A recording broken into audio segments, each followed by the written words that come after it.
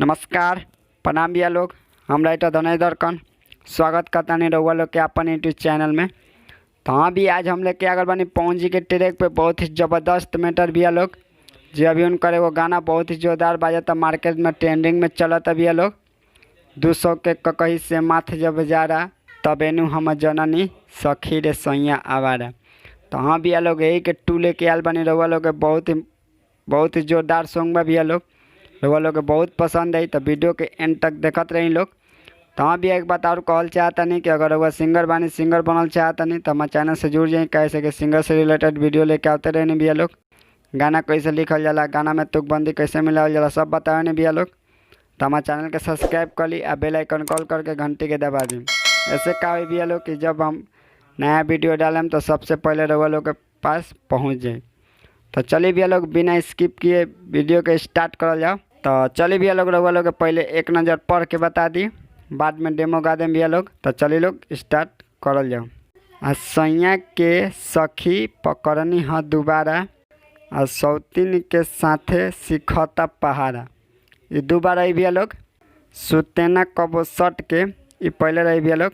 फिर से एक के दोहरावे के बाद सुतेना कबो सट के करम फूटल हमारा, तेना कबो सट के सखी रे सैया हमारा। फिर लास्ट में रही भैया लोग सुतेना कबो सट के। तो चलिए लोग रहुआ लोग के डेमो का सुना दिया, स्पष्ट हो जाए भैया लोग। आ सैया के सखी पकड़नी ह दोबारा, सौतीन के साथे सिखता पहाड़ा।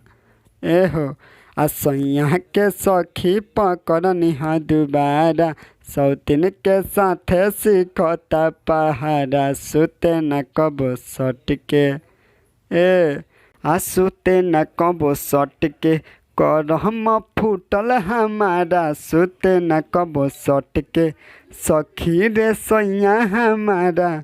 सुते न कबो सट के। तो हाँ भी आई रहा मुखरा भैया लोग, कैसा लगल, अच्छा लगल ना तो वीडियो के लाइक करी लोग भैया लोग। अब चलिए लोग चल जाओ फर्स्ट अंतरा में। तो चलिए भैया लोग रहुआ लोग के पहले पढ़ के बता दी, बाद में डेमो गा दें भैया लोग। तो चलिए लोग स्टार्ट करल जाओ। चढ़ल जवानी कुदता छानी फाड़ के, बुझे ना हमारा विचार के। रखले बिया सौतनिया मोती मार के, सखी रे हमारा भतार के। ये दोबारा ही भैया लोग। कबो ना सखी उसकाया मेरा नारा, सूखल खाता घरे छोड़ के छोहारा। एक बार आई भैया लोग। फिर से सुतेना कबो सट के, ये फर्स्ट बार आई लोग। फिर आई के दोहरावे के बाद सुतेना कबो सट के करम फूटल हमारा। फिर से बा भैया लोग सुतेना कबो सट के सखी रे सैया हमारा। फिर लास्ट में बा सुतेना कबो सट के। तो चलिए भैया लोग एहू के रहुआ लोग का डेमो गा के सुना दे, स्पष्ट हो जाए भैया लोग। आ चढ़ल जवानी कुदता छानी फाड़ के, आ बुझ न हमारा विचार के। आ रखले बिया सौतनिया मोती मार के, सखी रे हमारा भतार के। एहो आ चढ़ल जवानी कुदता छानी फाड़ के, बुझ न हमारा विचार के। आ रखल बिया सौतनिया मोती मार के, सखी रे हमारा भतार के। आ कबो न सखी उसकाया मेरा नारा, आ सूखल खाता घर छोड़ के छोहारा। सुते न कबो सट के, एहो आ सुते न कबो सट के करम फूटल हमारा। सुते न कबो सट के सखी रे सैया हमारा। सुते न कबो सट के। तो हाँ भैया लोग अब चलिए लोग चला जाओ लास्ट अंतरा में।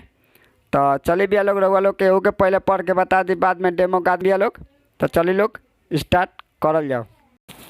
दिन रात सखी रहेला ओकरा साथ हो, हम हई एकर टाइम पास हो। हमारा ला कबो करे ना एहसास हो, आ बिया सौतनी एकर खास हो। ये दोबारा ही भैया लोग। आ सूरज शराबी कहले रही जब कुआरा, धड़कन धनेश बड़ी हवे लबारा। ये जौन धड़कन धनेश नाम बा भैया लोग, ये हमरे नाम है, नाम मत हटा हम लोग, भले दोसर नाम हटा देम लोग, कोनो दिक्कत नहीं है। तो चलिए लोग स्टार्ट करल जाओ। सूरज शराबी कहले रही जब कुआरा, आ धड़कन धनेश बड़ी हवे लबारा। एक बार आई भैया लोग।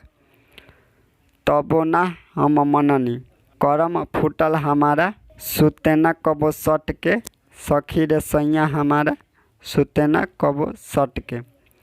तो चलिए भैया लोग, रउआ लोग के डेमो गा के सुना दे, स्पष्ट हो जाए भैया लोग। आ दिन रात सखी रहे ओकरा साथ हो, आ हम ये कर टाइम पास हो, आ हमारा ला कबो करे न एहसास हो, आ बिया सब तिनिया ये कर खास हो। ए आ दिन रात सखी रहे ओकरा पास हो, आ हम ये कर टाइम पास हो, आ हमारा ला कबो करे न एहसास हो, आ बिया सब तिनिया ये कर खास हो। आ सूरज सारा भी कहले रही जब कुआरा, आ धड़कन धनेश बड़ी हवेला बारा। तब ना हम मननी, सुनो ना, तब ना हम मननी, करम फूटल हमारा, सुते न कबो सट के, सखी रे सैया हमारा, आ सुते न कबो सट के। तो उम्मीद करते हैं भैया लोग रउआ लोग के मैटर अच्छा लगला तो एगो वीडियो के लाइक कर लो, कमेंट कर लो, शेयर कर लो भैया लोग। अगर हमारे चैनल पर नया बनी तो हमारे चैनल के सब्सक्राइब कर ली। तो चलिए मिलल अगला वीडियो में, तब तक बाय, जय हिंद।